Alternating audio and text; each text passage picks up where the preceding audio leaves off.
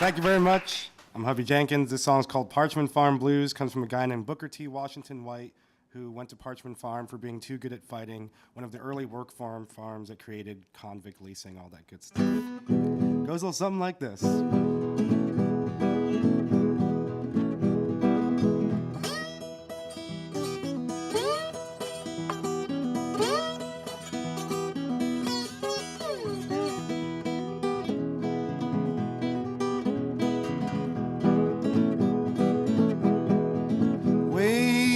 Judge, give me life this morning down on Parchman Farm. Judge, give me life this morning down on Parchman Farm. I wouldn't hate so bad, but I left my wife in mourning. I'm singing goodbye, wife, for you have done gone. I said goodbye, wife, for you have done gone, and I hope someday you hear my lonesome song.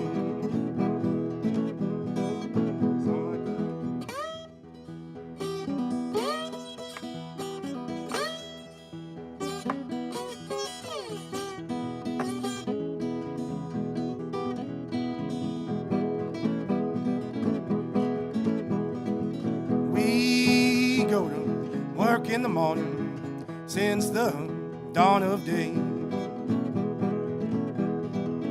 We go to work in the morning since the dawn of day, and we work all day until the work get done. I'll be down on Parchman Farm. I sure wanna go back home. I'll be down on Parchman Farm, but I sure want to go back home, and I hope someday that I will overcome.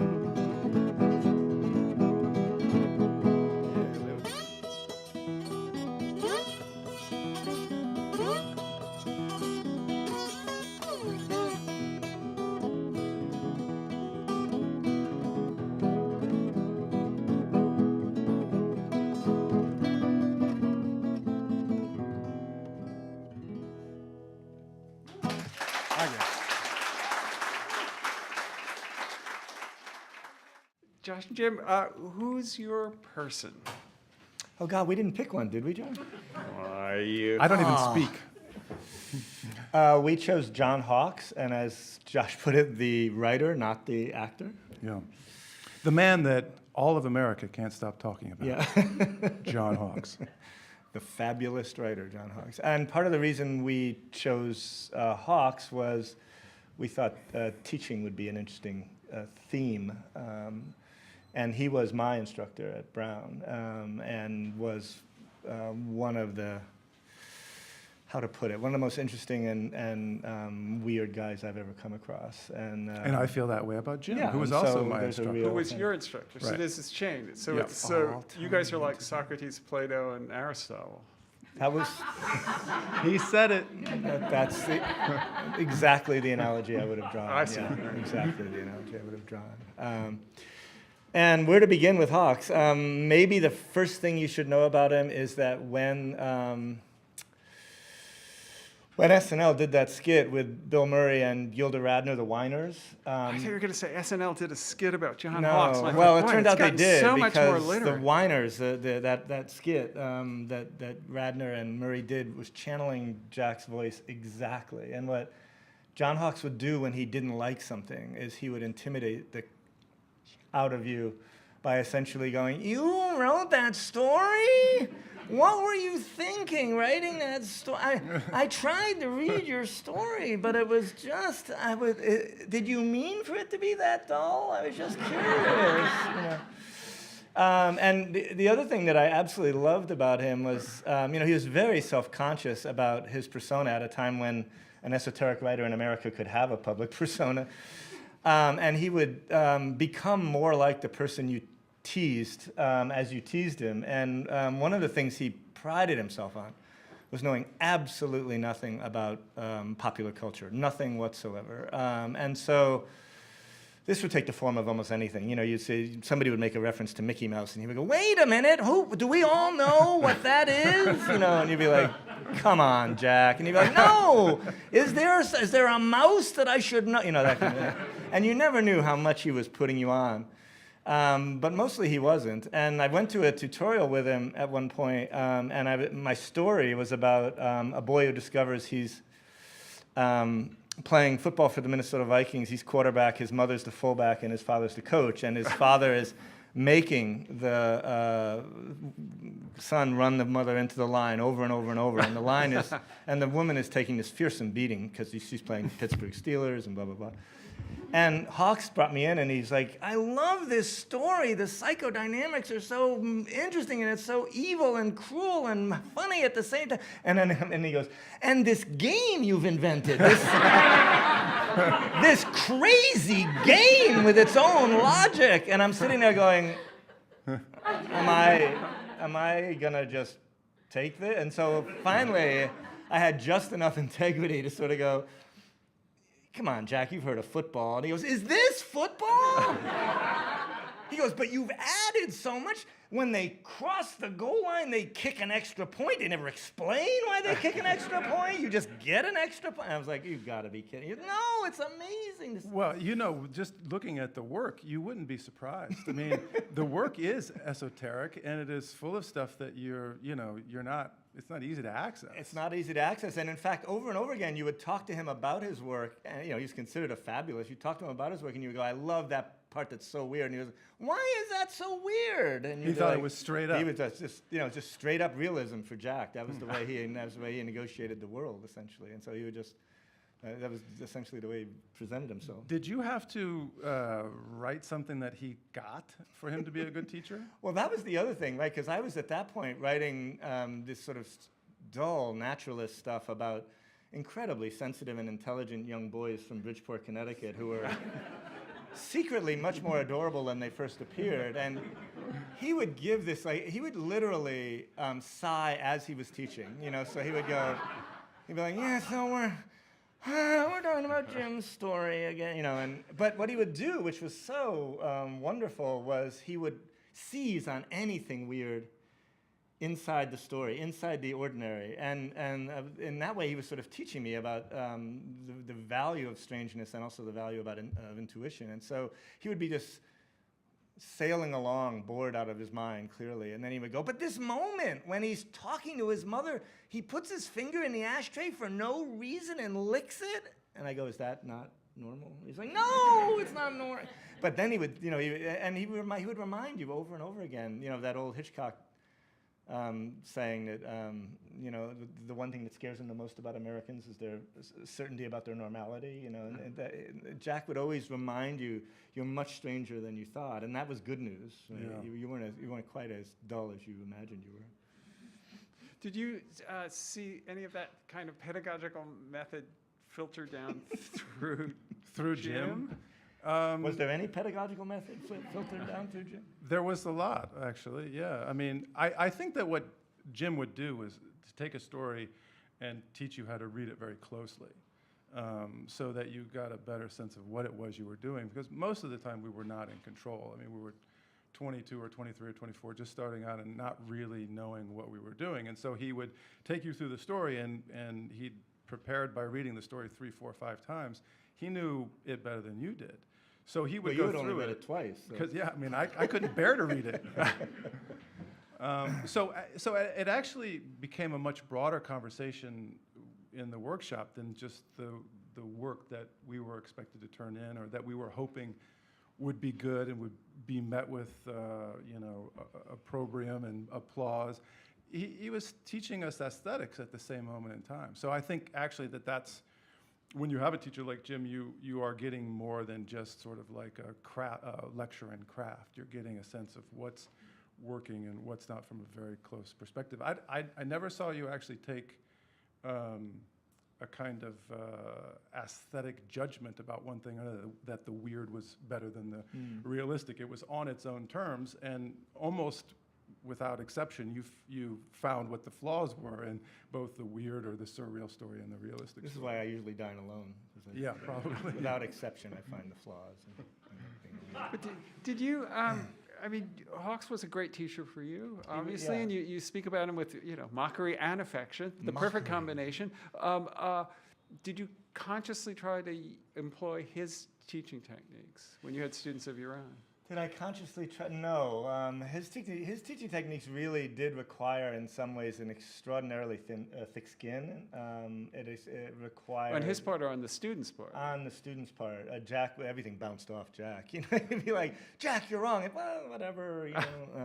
But he would say, he would be genuinely distressed by what he thought was uninteresting work, and he would go, Josh, I don't think of you as that kind of, and some people would be just demoralized by that, right? They'd been waiting all this time to hear what he was going to say, and he would say, "It's just so dull," and you'd be Is like, it because are students more thin-skinned now? "Are they more thin?" I've heard them can't referred to as They the were pretty customers. thin-skinned then. Yeah, I can't imagine. I mean, I'm sure that it's probably pretty universal. I mean, there were people that were showing up to my workshop, and that was the referendum on whether or not they were a worthy human being. I mean, it was like, okay, here's my day. I mean, you would know it. They would come in, and on all the other subsequent days, they would be in pajamas. And on their day, they'd be made up and perfect, beautiful, and ready to go. And, like if there was a sign of the cross, it meant that they had sort of been approved as people. And if there was not, then they would die. They would just dissolve into a puddle of tears. And yet the two of you seem to live with yourselves after demoralizing these young people. Oh, I don't know. I don't demoralize. I don't teach, so I don't have to demoralize anyone. This is all Jim. I see. No. And I'm not demoralizing people. What I'm doing is often, as Josh was saying, I'm laying out what's on the page. Yeah. And I'm also trying to make clear the gap between what the writer is able to achieve when they're at their most ideal and what they just did, and just show that the size of that gap. And that can be as inspiring as it is demoralizing, right? Because I did do that. And there's then also I also did that, unfortunately. There's also the fact that what you're saying is not necessarily being heard with clear ears. Right, because there's also that shock you go into when your work is being discussed. It's like, I really liked that whole first part. And there was one problem. It's like, and you're like suddenly you like literally can't hear anymore, right? Yeah. I mean, there's as much fiction going on in the room than in the page. And I've actually seen, it's actually not an uncommon thing for students in workshops to sort of say to their friends, "Will you take notes? Because I'm going to be in shock." Like the cancer patient. Yeah, like I'm literally, I need that you brings to, along the spouse. Yeah. I need you to be like a reality check for me. And usually friends are reality checks, because the student will come out going, "Everybody hated it." And the friend will go, "They said it was a masterpiece." Yeah, the first 2/3 was a masterpiece, but then, and you're like, "That's good." No, it isn't. Because you come in, you want nothing but ratification. Oh, not just, in every aspect of life. And even right now, really. Yeah, I'm feeling a little bad. We're not getting what we hope. No. And isn't that a kind of universal that we will feel so much worse from the criticism we receive than we will feel good from the praise we receive? Yeah, I think And that's... every unkind word is etched in our hearts, and anything nice that was said, that kind of goes away. Well, I think that's why it's so important to lay out what's on the page, so that there wasn't a lot of value judgment being made as you ran class. I mean, it sounds quite different from the way that Hawks ran class. The idea is to teach the students not really how to write, but how to read, so that they can become better readers of themselves. And step one is just to describe what's in front of you with as much clarity as you can, right? And that's often bracing to begin with. You're like, the people are like, "Really? That's what's coming across," right? That kind of thing. Because some of it overlaps with what they imagined, and some of it doesn't entirely. Well, it seems a great challenge always is to just see what you've written. And to be able to separate the crap from the good stuff. If you can do that, you're like miles ahead. You can 90% of what you write can be crap, as long as you can tell which is the crap. See, That's we're my learning method. Stuff tonight. Does that work for you? I think the best way to do that is never going to happen in a time crunch like a workshop. It's always got to be when you can get distance from something. I know this because I just put together stories that went back 15 years, 20 years. Actually, the one that went back 20 years I didn't include in the collection for a reason. But you go back 15 years, you see things with some clear eyes, and I think that the important thing is to make sure that you're respectful to the writer that once was and his preoccupations or her preoccupations, and not damage the story too much. But there was a lot of opportunity for improvement in some of those stories. Yeah, going back to a story 15 years old or 20 years old is, the analogy I would make is, imagine someone saying to you they have video of your first date, you know, and you're sort of like, oh, yeah, I could look at that, and then you're like a couple pages in, you're like, no, that's enough of that. Thank you very much. I've seen enough. You know, But so do you both then resist the temptation to kind of bring those old first dates up to your current dating standard? It's a 15-year-old story, and should you treat it as such? I think you've got to like let go, and you know, maybe there are things that, you know, do you justice and good things about it. Maybe it doesn't work. Maybe you're not completely convinced, but it is what you did, and you did your best, and you let it go. That's how I feel. Oh, well, I mean, but the one that I left out. You know, I couldn't bear to see that get the light of day. Jim has you have a nice analogy, actually, with stories when you are in workshop and you're trying to sort of like take care of the bud of a story. I would never use that noun, though. That is so gross.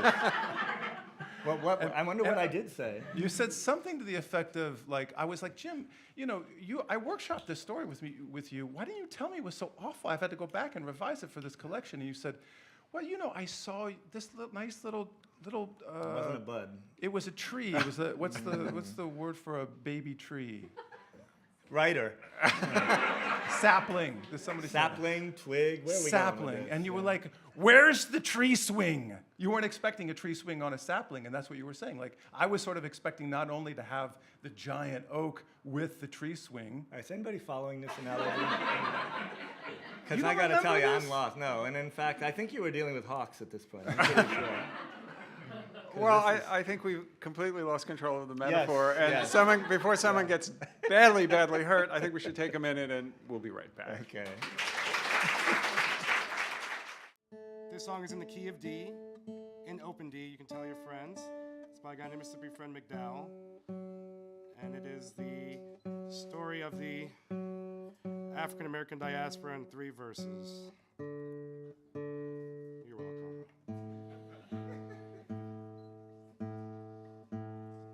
Sorry, Randy. I got it right.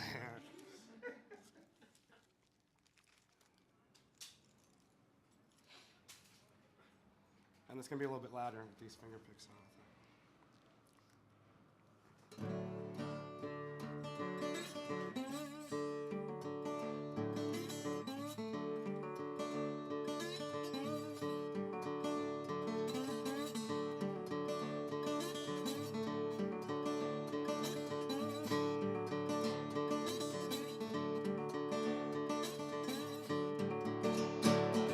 Seen my baby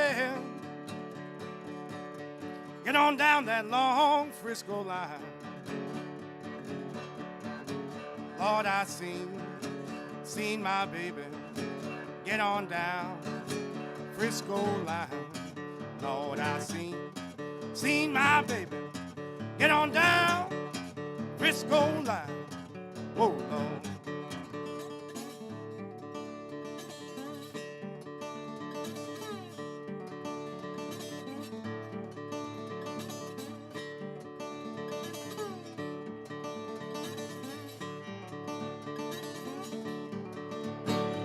Sun rose this morning, and I laid out all my clothes. Oh, that sun was shining, and I laid out all my clothes.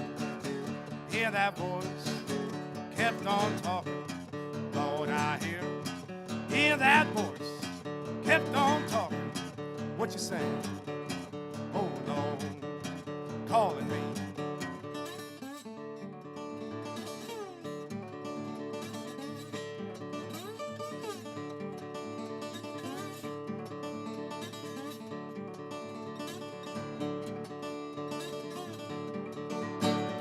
Gone away, baby.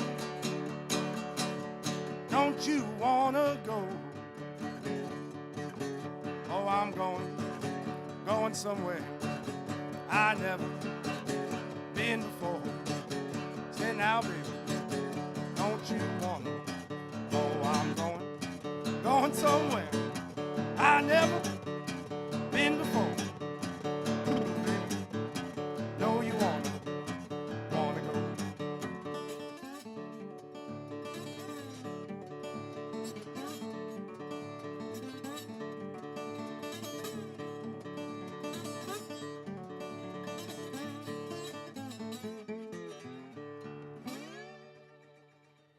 Hubby Jenkins. Pretty great. You usually work with a band? Yeah, that's pretty much the only way we work. I had a nightmare last night that I had to do that guy's job. Wow. So, where's your place? The poles, south and north. Yeah. Which we thought was probably cheating, but somehow we got away with Yeah, it. we 'cause it's you really allowed two us to days. do it too. Yeah, I know. I'm a little disappointed in both of you, Yeah, but yeah. so why the polls? Well, Jim's written about the polls, and I've been to one of them. So we, this was actually a tough thing to come up with the person, place, and thing between the two of us for some reason. Yeah, it is hard. We had to make some compromises and talk about it for a little bit. And I remembered the great story that Jim wrote about the final expedition of the Erebus and the Terror, and I think that's in this new book. It is. Thanks for the plug. And it's a source of fascination for both of us, and it seems somewhat interesting at the moment, given the way that it's changing and changing the world around us. So we landed on that. I've always been drawn to that peculiar combination, which seems to be distilled in the British of sort of heroism and lunacy in equal measure. And the poles are such a great way of sort of demonstrating that or unleashing it or whatever, because you get these expeditions going where every so often you find yourself, as you're reading about them, going, and what were you thinking again? How is this going to work? That kind Are you thinking of Scott? I'm thinking of Scott. I'm thinking of Franklin. I'm thinking of a lot of expeditions where there was this sense of, well, let's give it a go. And you're like, all right, I don't know. But, this kind of, I don't think this is going to end well, boys, There's a line in one of I think it might be the Humford book about Scott and Amundsen, in which he says something like, the impulse to do this in this exploration can be argued against, but it can never be argued away. And that's sort of like the poles represent, as you say, heroism and lunacy in equal measure. And you want to do it like, I went to, I'm not sure that I really needed to go to Antarctica, but I went to Antarctica because it was there. Did you you want just to sound like an explorer? well, did you go because it was in some sense research, or did you just go because you wanted to go? I had finished the book and I thought, I've been alone with myself for so long. I wonder what it's like to be with people again. And instead of just sort of like going out and having a beer, I thought I would be really interested in seeing what it's like to go to this crazy place with people and it sort of find out what the group dynamic is under those circumstances. So yeah, it was like work, but it was also just to kind of not even to see Antarctica, but to see what that strange conditions and the friendships and the little squabbles and just the society on a tall ship as it was going down to Antarctica. So I was. So did it turn out that Antarctica had a little office all by itself? Or was it? Absolutely. I mean. It was full of argument, and it was also full of camaraderie. They have a watch system, so you are put on very early on to a team, and so you have to get up you have 4 hours on and 8 hours off. So it's run like it's a training vessel, and it's run like an actual ship. And so you really experience a little bit. I mean, when you're roused at midnight or 4 a.m., and made to go out in the very freezing cold and tug on a line and do other things. It's kind of like the real thing, It's as close as you can get to the real thing as anywhere else. I like the expert detail of tug on a line. We about need as you far get as up here, tug on a line, and go back to bed. That's one of the things. That kind of heroism and lunacy you were talking about, especially in, does everybody know that Humford book? I think it's called, it was republished as The Last Place on Earth, the Scott and Amundsen. I think just a brilliant book. And Scott's nuts, and everybody dies. But Amundsen is not nuts, and everybody lives. So is he less heroic? No, I wouldn't say that. I don't want to suggest heroism has to be linked to lunacy necessarily. But when you're writing about when you're trying to generate literature, you're trying to come up with conflicts that are sort of equal or nearly equal values, trying to occupy the same space at the same time. And if you have a purely heroic guy, you have hagiography. If you have pure lunacy, you have, why are we reading about this nut? But if you have that mix, that sort of, well, I understand what they thought they were doing, but at the very same time, how did they not see this as well? And how did they not see the impact this was going to have on everybody who's close to them and all that kind of stuff. That makes for something really rich, I think. You know, I mean, when he goes to Antarctica, he leaves people behind, right? And there's a cost to that. Now he doesn't care because he's Josh, but other people, other people would, right? And there's an interesting fraughtness to That Humford book actually got a lot of grief because it wasn't hagiography. But a lot of these men that did this, that went and did this crazy thing, I think they lived unexamined lives.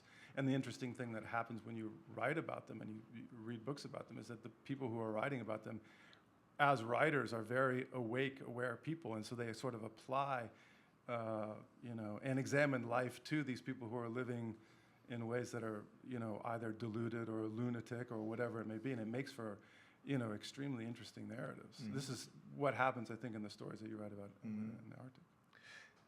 That notion about human striving, nobody's ever done this, so I'm going to do it.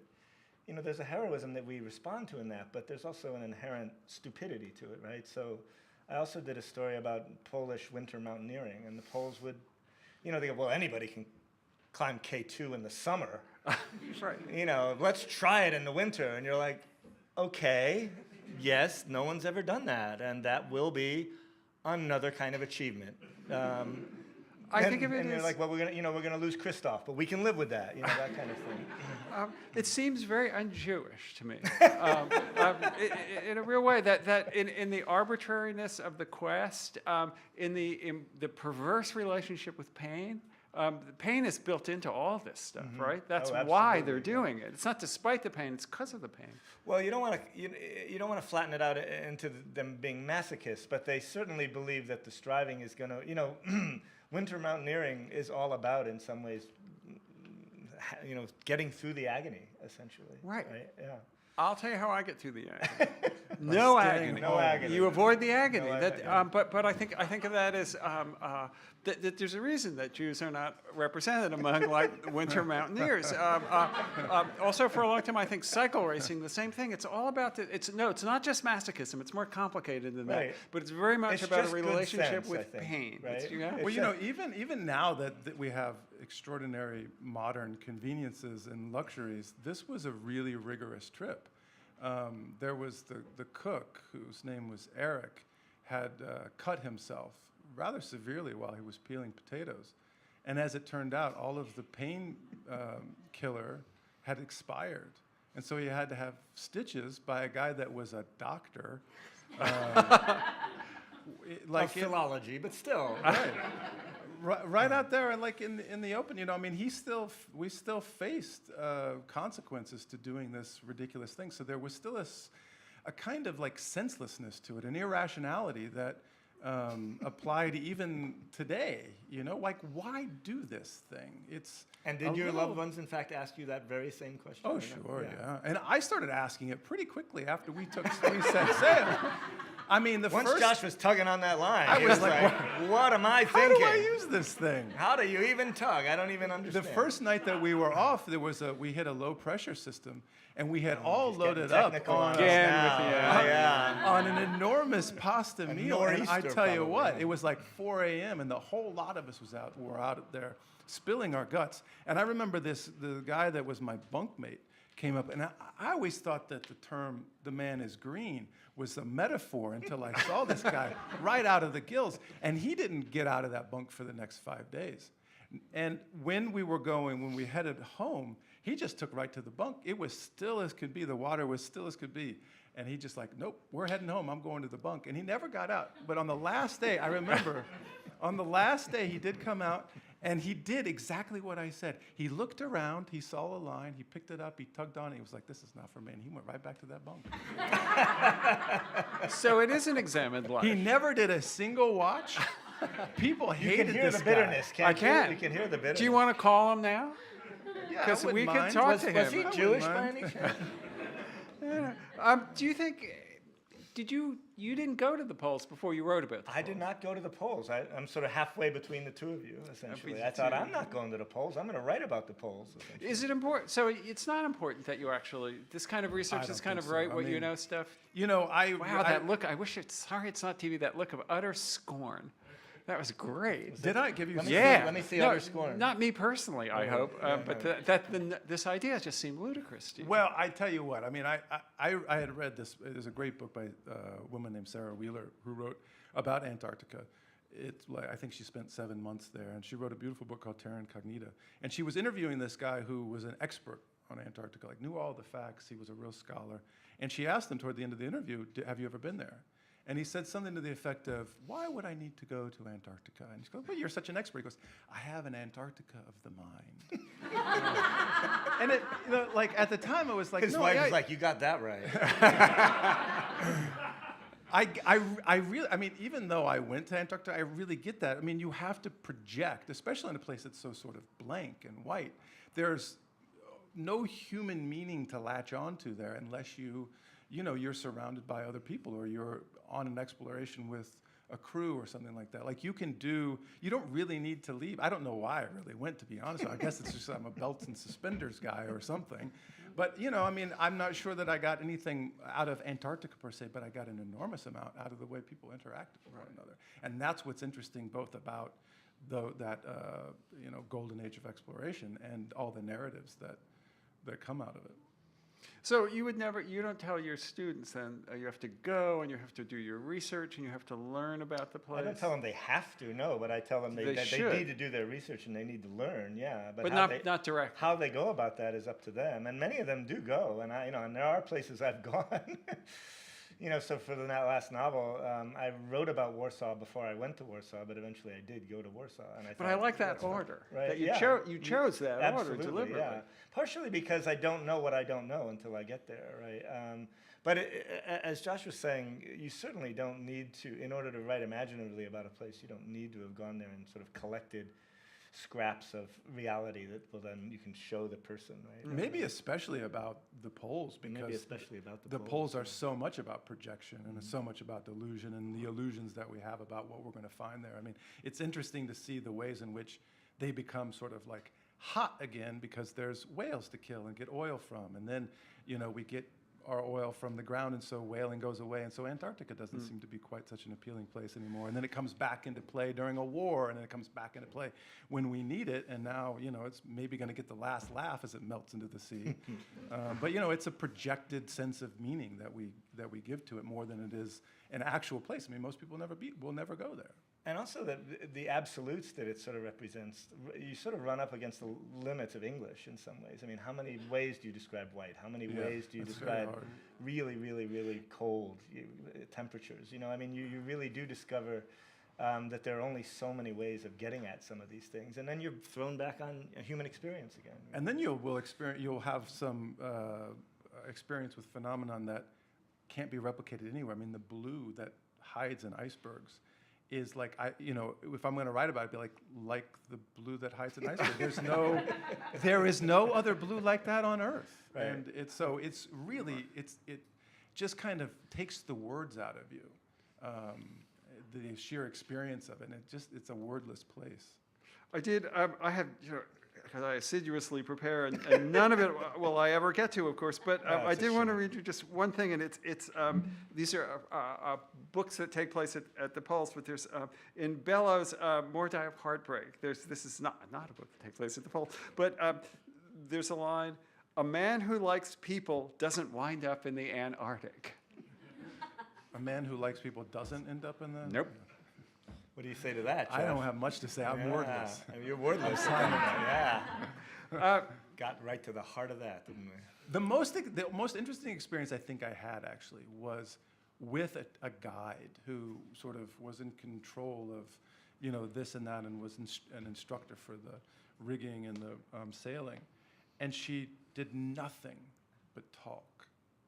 So we would be sitting on the most extraordinary view in the most peaceful place on earth, and she was yammering on and on.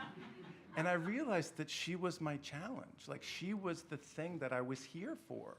I had to forgive her, and I couldn't do it. I kept being like, I'm going to kill this lady before I get out.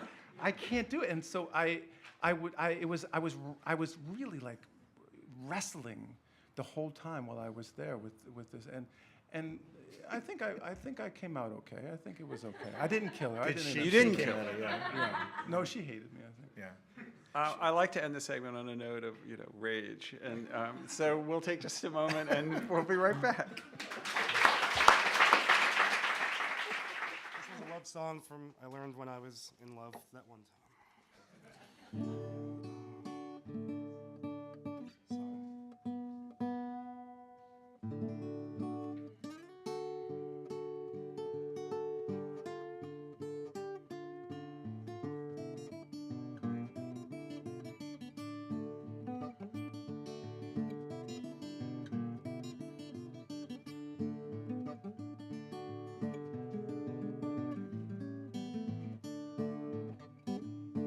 There's one thing I love about that gal of mine. There's one thing I love about that gal of mine. There's one thing I love about that gal of mine. She treats me right and loves me all the time. Sometimes I'm broke and hungry as I can be. Sometimes I'm broke and hungry as I can be. Sometimes I'm broke and hungry as I can be. And still my baby, she looks after me. She'll walk in the rain till her feet get soaking wet. She walks in the rain till her feet get soaking wet. Walk in the rain till her feet get soaking wet.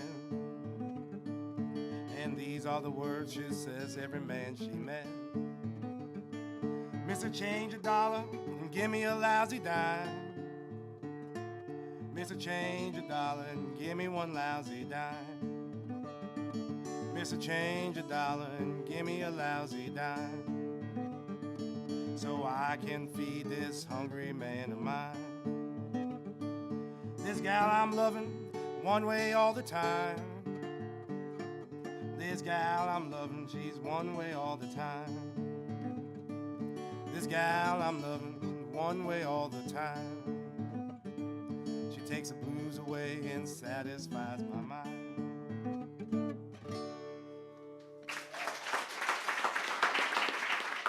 I should just mention that we'll edit a version for not just podcast and broadcast. That'll run the first week in July. The next show we're doing is Paul Schaefer, my old workmate, down at KGB Bar. Yeah, he's back.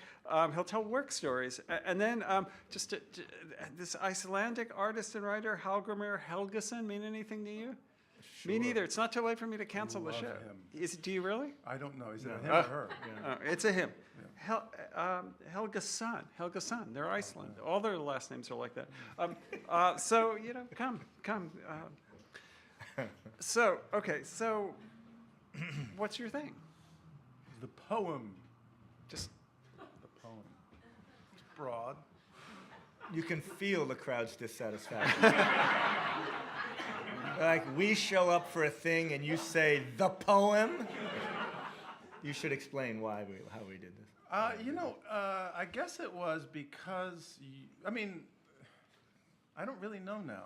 I'm forgetting. Oh, you would come into workshop and read a poem before each class. And we thought that I thought this was good because it sort of reminded all of the students at a time when we were so fixated on ourselves and our own work and so forth. It was like they were like dispatches from the world of, the broader world of literature. And Jim was like really encouraging us to remember that these other forms were important, that they mattered, that they conveyed something. And I think it was a nice corrective for us all. We were like so just preoccupied with our own endeavor. It was nice to be reminded of that. Were you weirded out when I did it the first day? I think a lot of people were just sort of like not expecting anything that was essentially like warm and fuzzy from you, here you were reciting a poem to us in order to basically say, they were poems that, as you'll read one for us later, they stitched us together. They made the endeavor a mutual one, and it was they were I don't want to say uplifting, but they were optimistic. They were beautiful. They were meaningful. And I think that was not maybe what we had been primed for when we were going to workshop. You know, we were also coming off Jeffrey Wolf's workshop, and I don't think Jeffrey Wolf read his poems. Well, one of the things you know that I've been doing for 30 years is operating under the assumption that nobody gets enough contemporary poetry in their lives, and so I'm doing it for the reasons you were talking about, and also just to open the class with something other than us, and as you say, the sort of larger community, but also to remind everybody that sort of literature that is in fact not a central part of the culture, because 30 years ago poetry was no more a part of the culture than it is today. It's still hugely important and still binds us together in some ways. And you know, watching fiction move into that slot, watching literary fiction move into that slot has been interesting and a little dismaying over the last 30 years. But it really is, in some ways, about reminding ourselves that there is this version of ourselves that we cherish, and it's not necessarily going to be something that you've all heard of, or something that you've already read, or something that that you immediately can apprehend, or all that sort of stuff. Were your students not readers of poetry in general? You know, they will say a little shamefacedly, and you know, I teach at a good liberal arts college, and they'll say, "Oh, I should read more poetry," right? But it's very, very rare. I mean, my rule is that it's weighted towards the contemporary, and I never read a poet more than once. So they get a lot of poems, and I read a poem before each story, so it's usually two poems a class. So they get exposed to a huge number of contemporary poets, and most of them have not heard of any of them. I would say, you know, to answer that question from my point of view with the class that I was in, not many of them read literary fiction. Wait, these are people that want to be writers? Yeah. And they don't read fiction? No. What do they do all day? Is it video? What do they do all day? I think they watched a lot of TV. There's a lot of tugging on lines. There's a lot of that. Tugging on the line, wow. Yeah, there's a lot of that. You know, the sea is an unforgiving Yeah, mistress. exactly. I remember, I don't know if it was your class or Jeffrey's class, but Iago came up in conversation, and you got a lot of blank stares, and you kind of like, everybody does. Okay, I want to see a raise of hands. Who knows who Iago is in here? And there were like 2 or 3, but the one you chose said, "Is that the parrot from Aladdin?" But or whatever it was. But shouldn't they be then thrown out of school at that point? Well, how can they not know? I mean, there are things. I think that they had found a few writers that they really loved and that spoke to them on a very personal level, and they wanted to be like that writer. That was, if they were going to write fiction, and they were called to write fiction, they were passionate about it, but they had a very narrow focus, and that's who they modeled themselves after, and all they really cared about. Part of what school's supposed to be teaching you is you don't know anything, right? But Yeah. and that your knowledge is a little archipelago made up of mostly gaps. But nevertheless, That's it the used to worst be- motto for any school yeah, I've it's ever true. heard. Yeah, I think that's Harvard's motto. Oh, it actually. is. But it used to be that, the way I remember it anyway is John Hawkes would say something like, "Well, you've all read Celine, right?" And we would all go, "Of course." And then we would go to the library shamefacedly and look up Celine, right? And what's changed a little bit now is the students do tend to fetishize their own sense of how busy they are. And so you'll say, "Well, you've read that writer, right?" And they'll go, "No." And you'll go, "There's no shame here at all, is there?" But it's one thing not to have read Celine and another thing not to have read Shakespeare. Or am I just too narrow? You know, we're with you there. We're behind you 100%. You're preaching to the choir. Yeah. I think this is why it was such a corrective to bring in the poems and to recognize that it was a big, wide world and it was full of good work, and you should expose yourself to it. I mean, the idea, just recently, having reread the Hawks, to go back to Hawks, I found myself less, I don't know why this was the case, but I suspect a couple of different reasons. But it was harder for me to read Hawks now, for some reason, than it was 20 years ago. Mm-hmm. And maybe it was because I was just so voracious about exposing myself and trying to get a handle on, what fiction meant and how to do it and how people did it and all the rest of it. And now it felt like oh, this isn't news.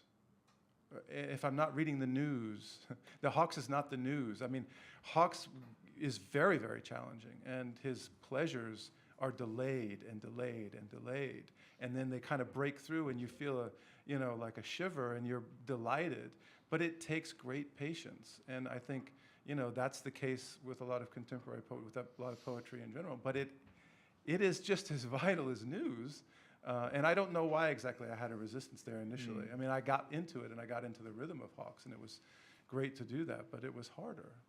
I think that's also partially why many fewer people read short fiction, is they're expecting a little bit of that quality of, oh, this is going to be a test. There's going to be a little bit more economical, a little bit more about elision, a little bit more. I might feel a little dumber. And I don't need About that. short fiction? With short fiction About more than short with fiction, novels. yeah. Oh, that's interesting. I I think would have thought there's- the I think that's part opposite, of because it. if they're so damn busy, how do they have the time to read novels? But Publishers for years have been going, oh, if they're so busy, they should love short stories, Right, but but they they don't. And they don't.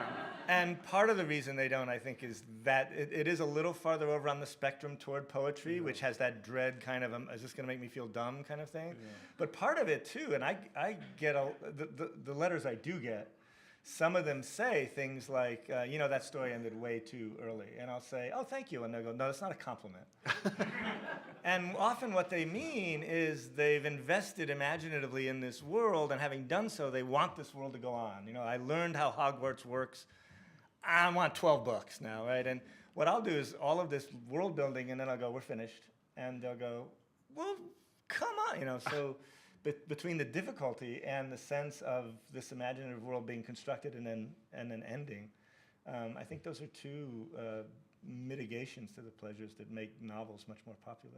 Well, it can be exhausting. And I say this as, okay, so I'll be the Bulgarian bonehead here. I know it's a Somebody's got to be. Oh, damn it. You read one story, and then it's done. And you have to start again, emotionally. That's okay. Is it okay? Thank you. Sometimes you eat a meal, and it's done, and then you have to start again. So you're not just eating constantly all day. Yeah, no. But in the novel, that much has been built up, and then you get to enjoy being in that world or that sensibility for many hundreds of pages. And in fact, readers will often say, well, I'm in this novel, I might as well finish it. And I've had readers say to me, I loved, your collection, I've read 4 of your stories, I love them. And you'll be like, well, there's 9 stories. Go, yeah, love those 4. And it's just, as you're saying, there's that impulse to, I guess I could keep reading, right? But I don't have to keep reading, right?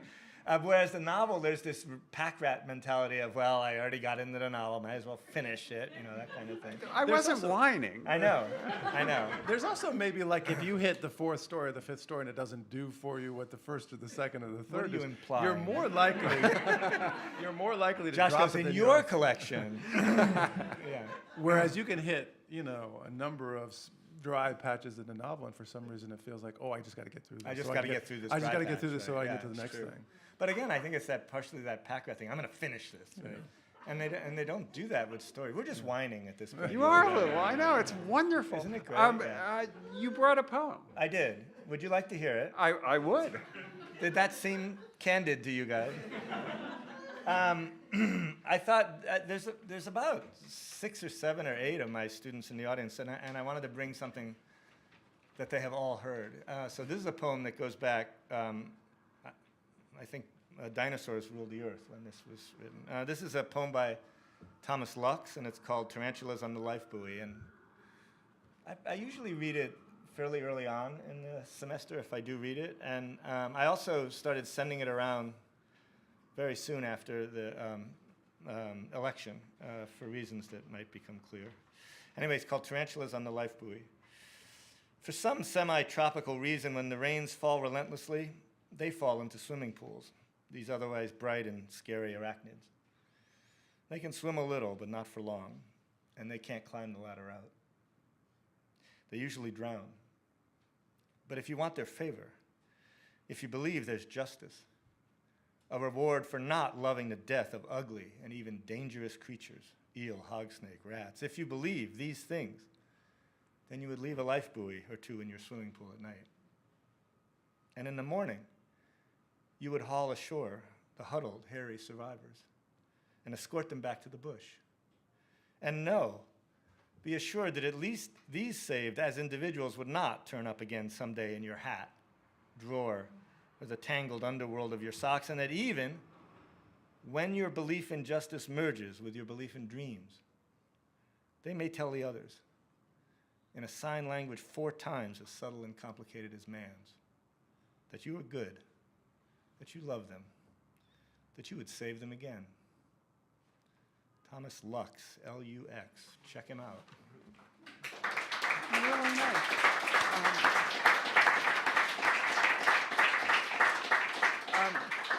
There's a recording of Lux himself reading it on the Poetry Foundation great. site. If you want to, just add to the pleasure. He said, this put me in mind of what you were saying about Antarctica. And do you actually have to go to the poles if you're going to read the poles? He said he heard about this business with the tarantulas, and these are his words, on an island. He didn't specify which island, about people doing this, but he doesn't know if they were lying. And he said it doesn't matter. It doesn't matter. It doesn't, does it? It doesn't. And in fact, the best evidence of that is he read that at Breadloaf a year when I was there, and I went up to him afterwards and I said, Tom, I love that poem. It's so, and he goes, I hate spiders. All right, well, there you go. It put me in mind also of that, that Jericho painting, The Raft of the Medusa. Now that I see that painting now, because I read this just because you guys were going to read it, and now I just think you can see spiders among the bodies on that raft. Which is how they died. Oh. No, never mind. Anthony Appia did the show once, and he said that you can't understand any poem until you've read a whole bunch of poems, because one of the things that's going on is they're about other poems are about other poems.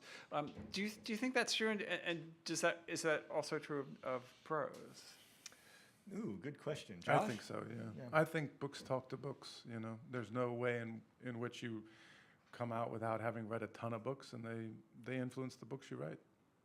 Yeah, Katha Pollitt had a wonderful essay about the canon about 20 years ago, the canon debates, and she said something like, if you're fighting over which 10 books you're going to read, and you only read 10 books, don't worry about it. You're illiterate anyway, essentially. You need to read a lot, essentially, and as Josh is saying, they're talking to each other. And can you understand a poem without having read others? You can understand it okay, right? But will you understand it better in its context? And its context is the rest of the poetry all around it, right? So yeah, of course it's going to be richer in context. But I think the poets would hope that you can understand them, because most people who are reading them and hearing them are not soaked in poetry necessarily. Well, I like that you've given me no hope at all for the future of reading and writing in America. That's what we're here for. Well, I like to end on that note of despair. You'll take some questions from the audience. We will, yes, but only despairing questions. Okay.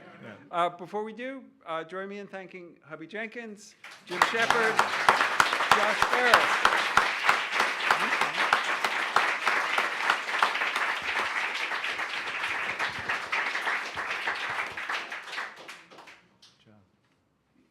I like when the questions are in the form of a question. That's the only thing I'm fussy about, not speeches. No one, and I've noticed too from doing this, no one wants to ask the first question, but many people want to ask the second question. So we can, yes. This issue of despairing, was literary fiction ever the center of the culture? I mean, I train into work, people are reading novels, they're reading Kindles all the time. I know bookstores are closed, but independent bookstores are coming back. I just can't feel the sense of despair. Oh yeah, I'm not. We're joking in some ways about despair. Was it ever the center of the not American literary culture? No, but there has been a change, right? I mean, if you go find a 30-year-old Newsweek or Time, you'll find in the back, their books column, and their books column is cheerfully middlebrow, and their books column is tiny, but nevertheless, it's sort of like, all right, we have to review the new Borges. And we read the new Borges, and we don't know what to make of it. I mean, it's crazy. But there's this sense that they have to engage it, right? That's part of what it means to be a cultured human being. You need to know what Borges has written, and that's gone. The right? aspirational aspect, I think, is gone. Like, right. Nobody really, as you point out with the student that was not, embarrassed that they hadn't read whomever. Yeah. That's not there anymore. Like the idea that you need to read books to participate doesn't seem to crop up. But you were about to make a counterclaim. The age of the internet is so different. I remember reading those newspaper articles. Today you can do all kinds of things. There's so much online for readers to, forums and communities, things like Large-Hearted Boy, where authors like yourselves are doing playlists for the books that they've written. I mean, it just seems that there's a much variety of things for readers to consume. I think that's right, and I think there is a passionate readership that is not going anywhere, right? I was sort of talking about its relation to the larger culture in some ways, right? And in fact, as many people have pointed out, one of the things that Trump's election did was sort of bring back reading and bring back bookstores and this sort of people sort of going, wow, this is what happens when you don't read. I guess we better, So there is this sort of backlash, right? And people are sort of like, let's open a book and see what happens then, right? But not Trump voters, and certainly not Trump. Not Trump voters. Because I have a $5 bill ready for anyone who can prove that the president has read a book from beginning to end, any book on any subject in the last 25 years. You might $5. have read The Art of the Deal. He didn't read The Art of the Deal. Wow, he just jumped all over Yeah, that. He was like, shut your mouth. You think he read it? All right, should I qualify this to any book not about written him? by him, yeah. No, you just hold that $5 up because you're going to be, yeah, there you go. It's an imaginative. Wow, that shut the questions right down, didn't it? Other questions also about despair or not despair? Really? Well, maybe, it could be our work here is done, but I'll throw in one other thing that Katha is also among the polar writers, that her first book of poetry was Yes. Antarctic Traveler. Antarctic Travelers. And I can tell See you how it she- all weaves together? Yeah, it's beautiful. Yeah, it's kind of beautiful. Yeah. Oh, we have a question. What's your favorite Hawks book? What's your favorite Hawks book? Mine is Travesty. Mine is Travesty as well, and we didn't No, we didn't talk do about this that. thing before. Why is that? Why does that work as well as it does and better than his other books? I mean, it's a puzzler because the same ingredients are there, but Well, it's a manic, obsessive first-person voice that is quite performative about its strangeness, and that feels a little bit more, I guess realistic. well, but also propulsive, a little less languid, a little less as though you need to get into the world of the book to even figure out what kind of world you're moving in. Yeah, the first person too goes a long way to sort of just welcome you, and say, I will guide you through this story in a way that some of his third person is really filigreed and very dense, and it's not as welcoming. But Right. Travesty's a good book. Yeah, we're big Travesty fans. It's fair to say he's more admired by other writers than by general readers. Yeah, and that was probably always true in some ways.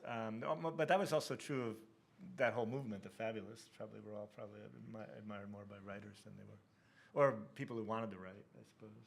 I mean, the writer is going to sort of just be intuitively interested in a novel approach, and that is certainly him. I mean, he throws away an enormous amount of what you normally think of as, what should be in a narrative. Plot, There's- character. Pretty much. I Yeah. mean, he's sort of if you can feel he's enthralled to Beckett while also sort of writing sentences like Nabokov. It's a strange mashup of things, but without either one of their commitment to clarity. Maybe it And he feels means like that in the best way, really. no, actually, it's probably a criticism. I mean, it feels at times like not like a lucid dream, but sort of like how you remember a dream. You're like reading along, you're like, wait a minute, what is the motivation here? I mean, it can be very, it's a challenging book. I mean, that's why you have the pleasure is so postponed, but when it lands, it's very real. Yeah. Well, there are lots of things in life that reward effort. Yeah. I've been told. I've never made any effort. But yeah. Well, I feel like one of those students who you asked if you read them and the answer is no. Who are other fabulous writers? I don't know the fabulous. I'm sorry. I was talking. I was referring to a term that got thrown around a lot in the '60s and the early '70s, and it referred to a group of American writers, mostly, who were uninterested in realism and were interested in metafiction, which is fiction about fiction, and also playing with popular forms. So it's people like Robert Coover, people like William Gass, people like John Hawkes, people like John Barth, Donald Barthelme, Richard Brodigan, that crowd. And Barthelme was probably the most popular of that group. But Barth had a couple big bestsellers as well. Speaking of, again, Giles Goat Boy was on the bestsellers list, and you're just like, people were like, I guess I better buy it. It's, 18th century metafiction. That'll be useful at the cocktail party, that kind of thing. Last question, yes? I was wondering, have either of you Written our own poetry? No, but we've written other people's poetry. I've written Jim's poetry. When I first took creative writing as an undergraduate, it was one of those courses where you did all the genres in one semester. And then at the end of the semester, the professor sat you down. And my professor sat me down and he said, you have a real talent for poetry. Do you think you might do that? And I said, no. And it was very much as if I said to you, if you put in 8 hours a day for the next 20 years, you might be an Olympic archer. You want to do that? And you're like, no, I don't. That's interesting. But, and then he said, and in drama, you have kind of a, you can do drama, okay. The only thing you can't do is fiction. He said.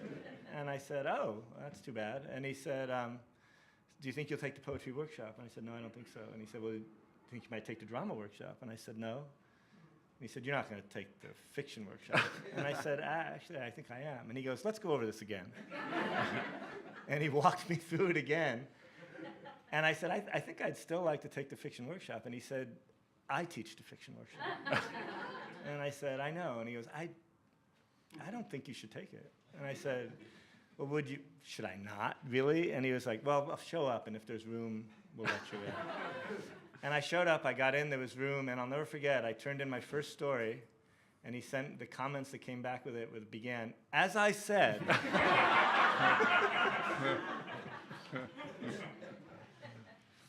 he around today? No, he was close to retirement then. Jim actually. killed him. Yeah. Just wondered if he sent an apology. I actually ended up, I wrote 2 stories that I thought were the kind of stories I was supposed to write, and they were dreadful, and he pointed that out in great detail. And then I thought, well, I'm going down in flames. I might as well do something stupid like I like doing. And so I did a first-person narrator, just the kind of a football player, a psycho football player. And I turned it in, and I thought, what the hell, I might as well go down with what I like. And he brought me into his office. He shut the door behind us, and he said, who wrote this?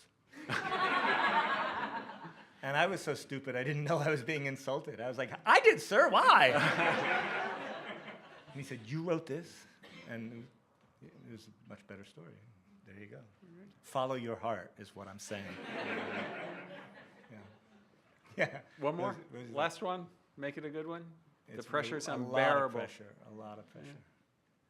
All right. You didn't mention the sound of the icebergs crashing into each other in Antarctica. Why? Yeah, what's up with that?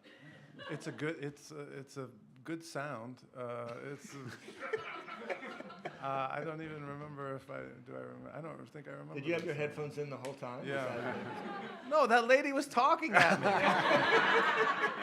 How was I going to hear the iceberg? He was like, I want to hear the icebergs. Yeah, Could you be this- quiet for just a minute? She was like, if you were listening, you could hear the crunching. Well, later, all of us, we're going over to her house, and you'll talk to her. But before then, once again, Jim Shepard, Josh Ferris.